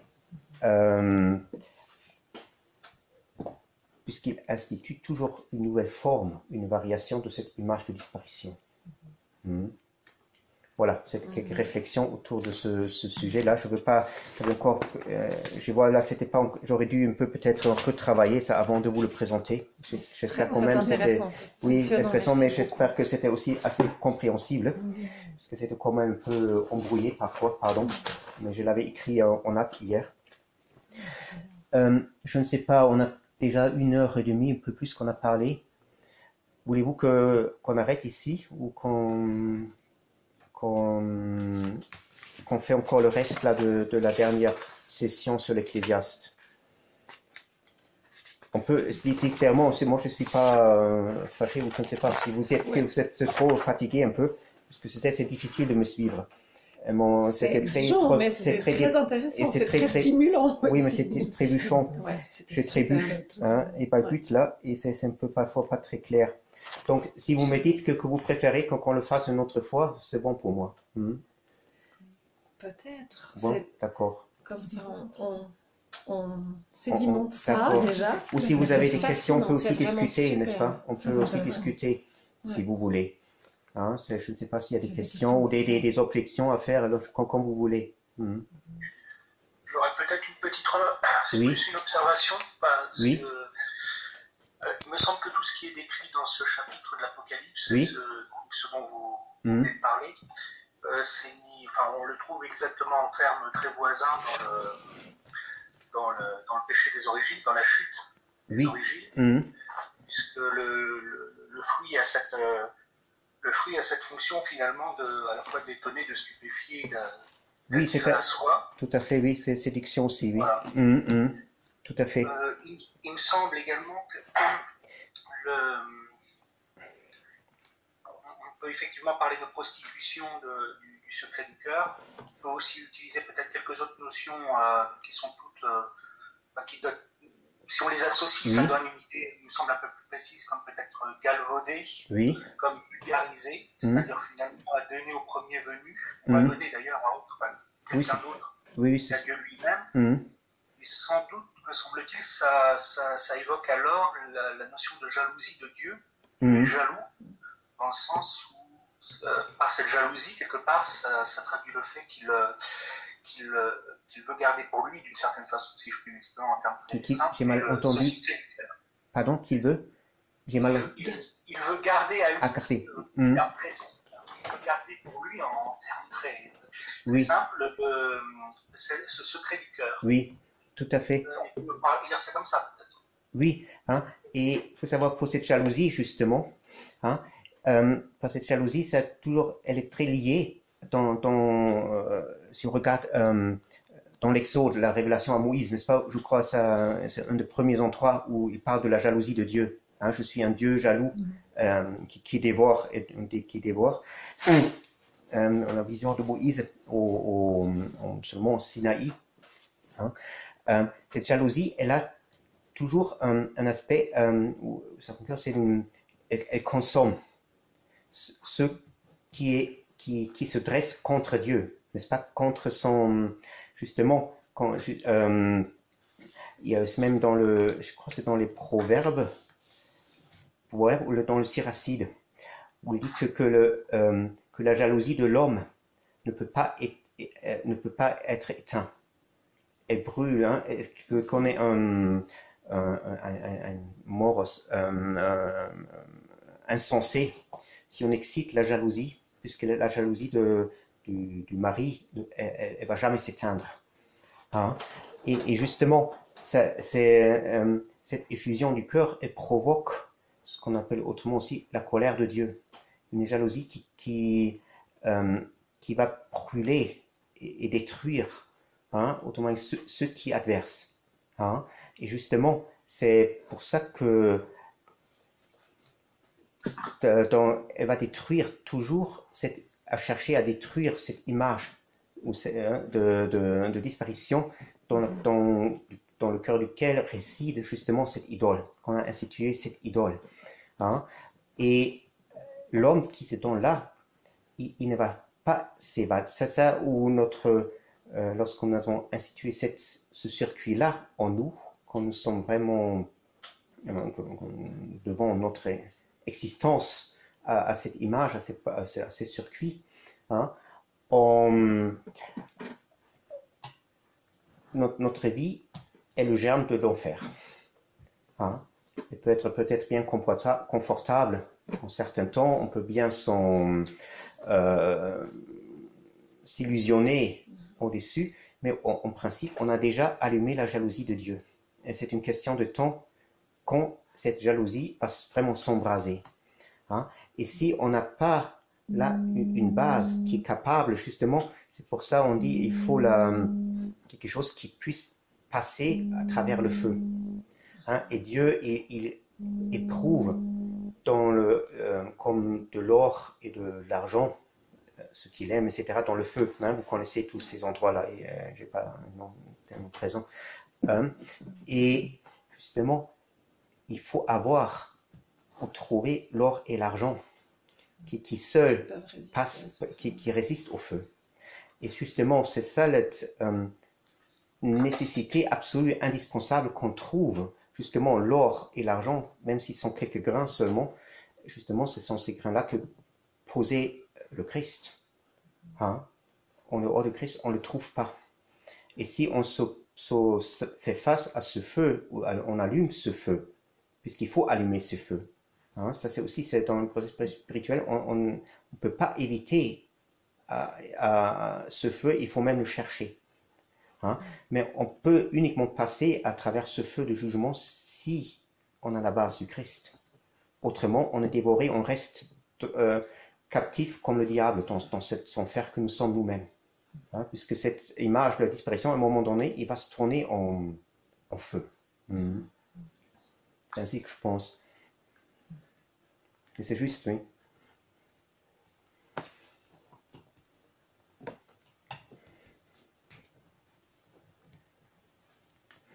A contrario, on peut penser que les évangiles nous donnent l'exemple parfait de ce secret du cœur qui est gardé pour Dieu, donc de l'adoration de Dieu, dans ce qu'il est dans les versets où il est indiqué que la mère de Dieu gardait tout en son cœur.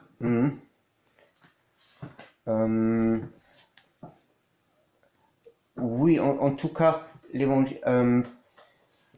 Si c'est. On pourrait peut-être le dire. Hein? Pourquoi pas? Oui, pourquoi pas?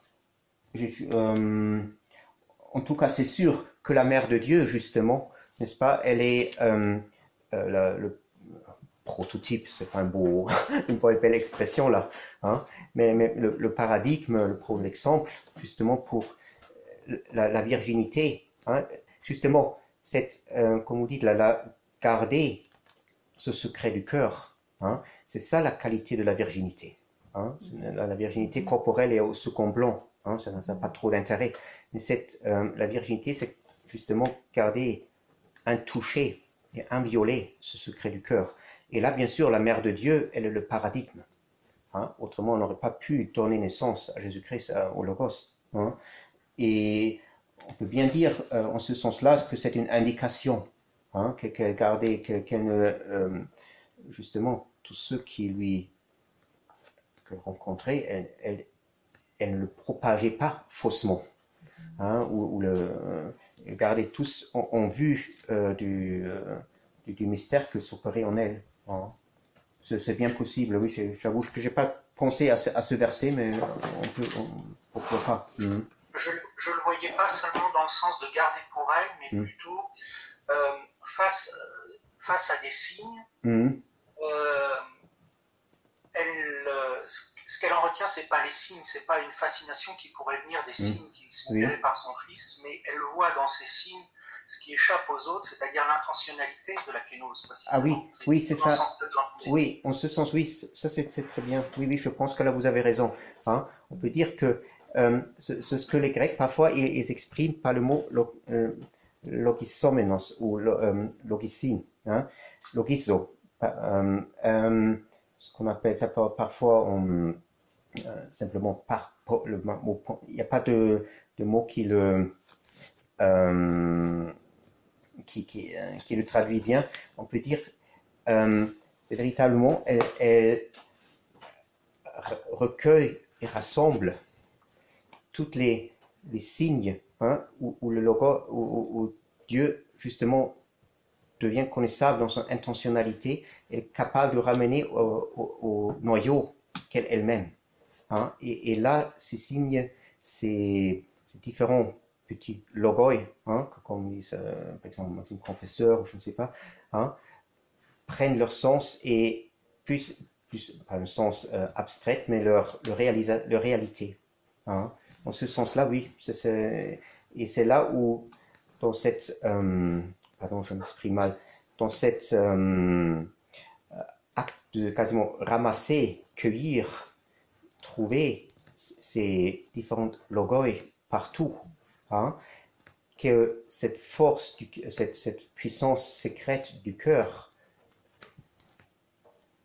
finalement, donne et fait naître justement la forme, hein, la forme divine ou la face de Jésus-Christ d'une certaine manière. Hein. Ça c'est juste, hein, que ça se réfère en ce sens-là, deviennent des, et c'est percevoir. On a un mot en allemand, wahrnehmen. Ouais, Hein, il faut le prendre au sens, on ne peut pas le traduire, mais au sens littéral, hein, on saisit la chose dans sa vérité. Hein, et la vérité de la chose, et dans cette vérité de la chose, on la réalise. Hein, ça implique une certaine réalisation dans l'acte de percevoir.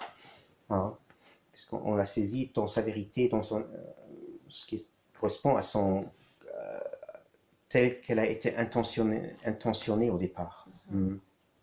Oui, en ce sens-là, oui, à mon avis, ça c'est... Hein, en ce sens-là, la Mère de Dieu est vraiment le prototype du spirituel, hein, si on la prend ainsi. Hein.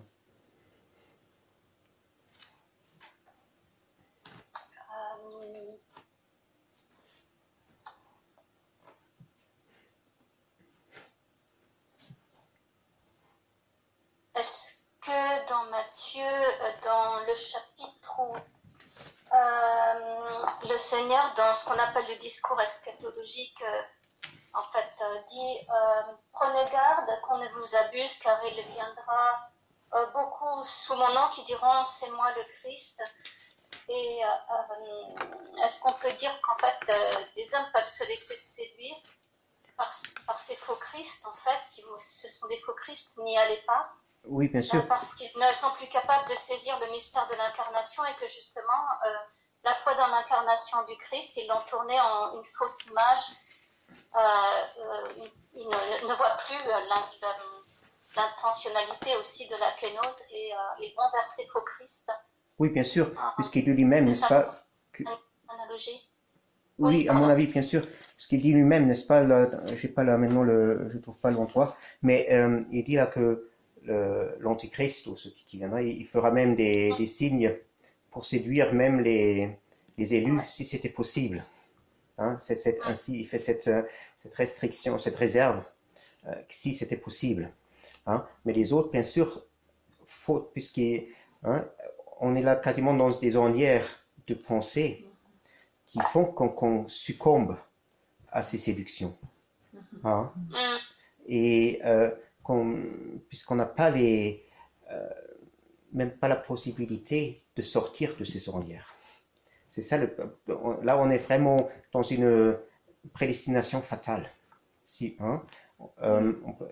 Autant qu'on ne trouve pas cet acte de la foi dont parle Saint Paul, j'espère que la prochaine fois on va peut-être un peu plus parler de cela encore, on va toujours être victime d'une illusion. Hein? Ce n'est pas une question maintenant d'un exploit ascétique pour tuer telle ou telle passion, telle ou telle affection, ou je ne sais pas, une susceptibilité. Mais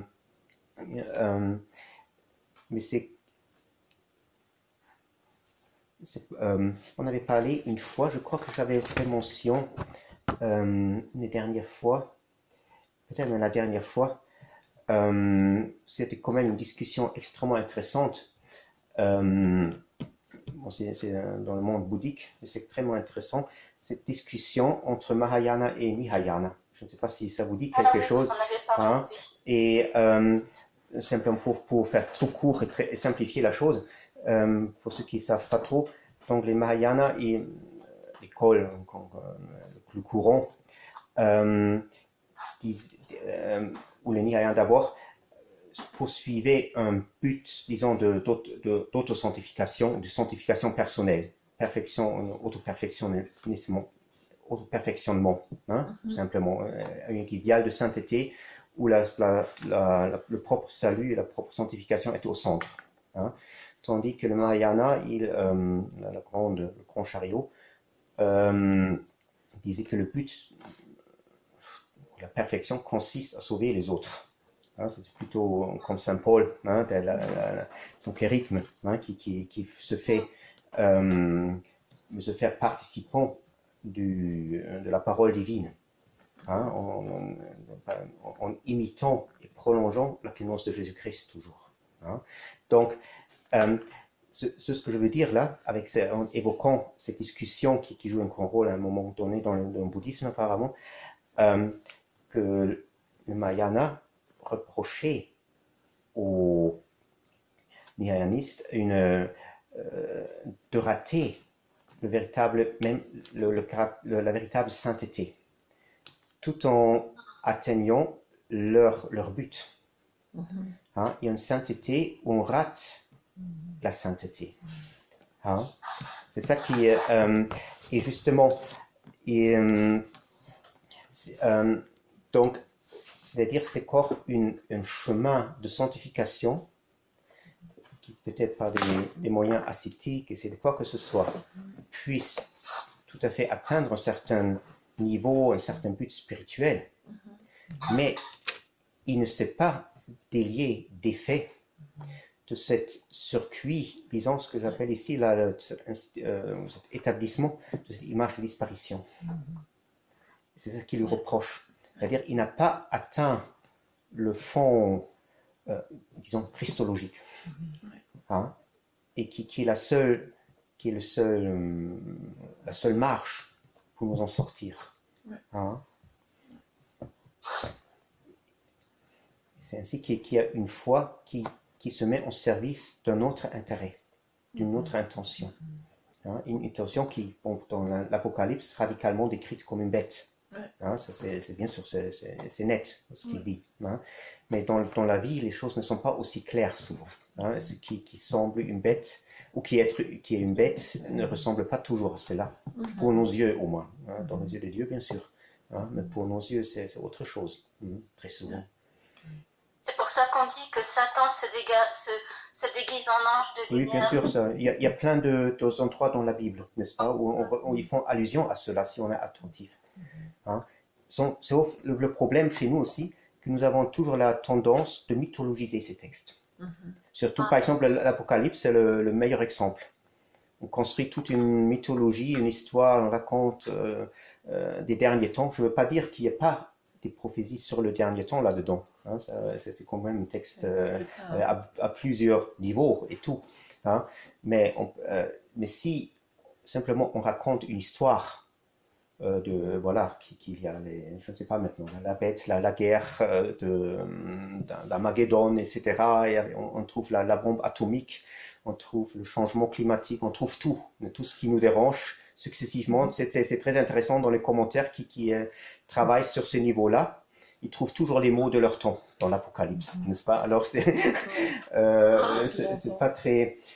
mais on manque justement à déchiffrer, à décrypter ces images qui sont quand même, moi je pense plutôt des images qui récapitulent ou qui concentrent, je ne sais pas comment dire, justement les processus de la noésis, hein, de la pensée. C'est ce que j'ai traduit là en simplifiant, parce qu'il n'y a pas de mots correspondants, c'est-à-dire des figures de la pensée et qui analysent. Justement, puisque ces textes-là sont écrits sont une matérialisation, si vous voulez, de cet miroir théosophique dans lequel apparaissent ces figures, ces formations de la pensée. Et ces formations, bien sûr, aussi ont vu des déviations, pas simplement le côté paradisiaque, hein, puisque l'homme est déchu. Hein, et la révélation du Christ se fait dans un monde déchu, pour amener aussi le monde déchu. Donc, la chute aussi apparaît. Hein, mais ensuite, il faut le ramener à cette petite pointe théosophique dans l'homme. Hein, c'est là où on trouve la clé pour ces textes. Et bien sûr, la Bible, elle est partout, on trouve des indications, à mon avis.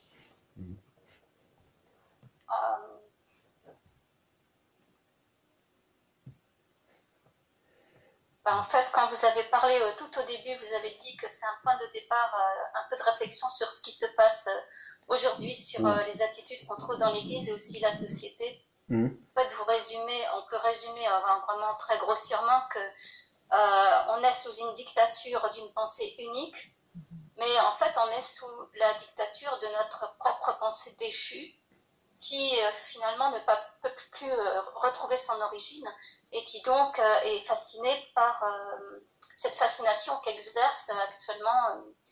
Oui, bien sûr. Oui. Oui, tout à fait. C'est un problème, en principe, bien sûr, c'est un problème spirituel aujourd'hui. Disons, c'était comment dire, la, le point de départ de cette réflexion, c'est un peu tout ce qui se passe aujourd'hui, n'est-ce pas? Mais puisque oui, bien sûr, on est comme vous dites, dans une dictature de notre propre pensée qui ne se trouve plus le point où elle peut fonder son identité. Hein, et son véritable point de départ. Hein. Et là, bien sûr, il tombe dans tous les vices de tous côtés. Hein. C'est ce qui m'a simplement personnellement le plus amené à faire ces réflexions, c'était cette observation. Bon, je suis un peu ce qui est en Allemagne, un peu moins là en France maintenant actuellement, mais justement cette crédulité aux déclarations officielles des gens. Hein, qui écoutent certaines, je ne sais pas qui que ce soit, comme autrefois ils écoutaient le pape, n'est-ce pas, et qui par son curé donnait des consignes hebdomadaires que chaque semaine, et voilà, ça n'a pas changé.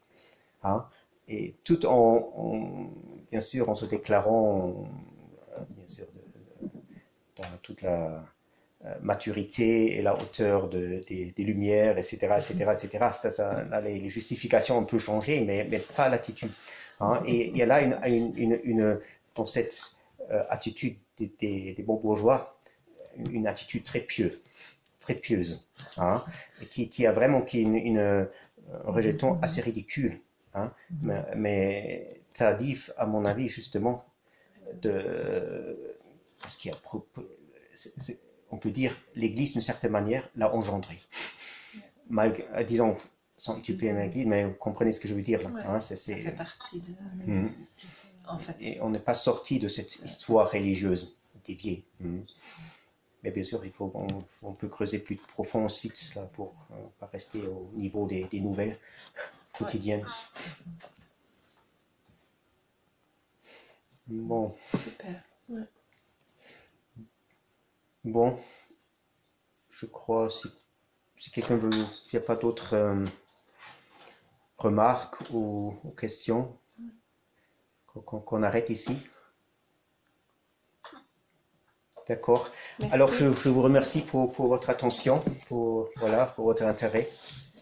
Et je crois la prochaine fois, ce sera un peu dans un mois à peu près. Je ne trouverai pas le temps avant. Hein. Donc, cette fois-ci, je vais vraiment terminer là, ce que j'avais promis.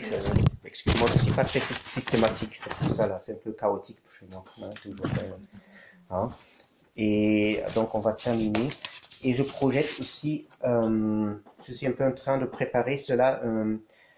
J'avais annoncé déjà quelques temps sur Maître Eckhart, certains points. Ça ne va pas apporter beaucoup de nouveau, mais peut-être c'est intéressant de situer certaines pensées historiquement, hein, qu'on a traité ici déjà. Ouais. Hein, ça ne va pas vous apporter beaucoup.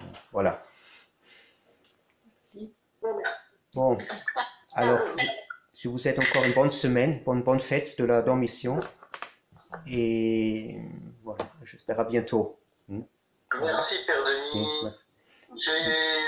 Oui. Je n'ai pas pu vous joindre à nouveau. Je souhaitais vous rappeler, mais on a eu des journées tellement compliquées. Voilà. Puis là, on vient d'avoir la naissance de notre dernier petit-fils. Là. Ah, félicitations.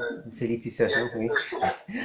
Donc, on va partir chez notre fils pour aider un petit peu. Oui, d'accord. J'ai essayé de reprendre contact avec vous parce que moi, ma difficulté, c'est de voir comment concrètement tout ce que vous dites, on peut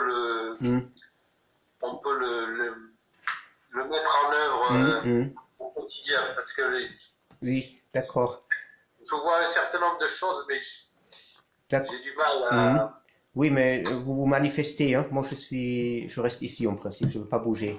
Hein, d'accord. Et j'attends que vous manifestiez, on peut parler. Voilà. Hein. Très bien, Voilà. avec plaisir. Donc je ne sais pas si on peut à un moment soit se téléphoner, soit faire par Jitsi aussi, peut-être. Ah oui, ça aussi, oui, c'est possible, bien sûr, oui. Voilà. Bien sûr, ça c'est toujours possible. D'accord. Très bien. Oui, Père Jean-Pierre, que tu nous partages aussi, Alors, partager aussi ensemble, à la fois toi personnellement, mais nous aussi peut-être. Alors, je vous dis alors au revoir à tout le monde et à bientôt. Au revoir, merci. Au revoir. Au revoir. Au revoir. Merci. Bonne...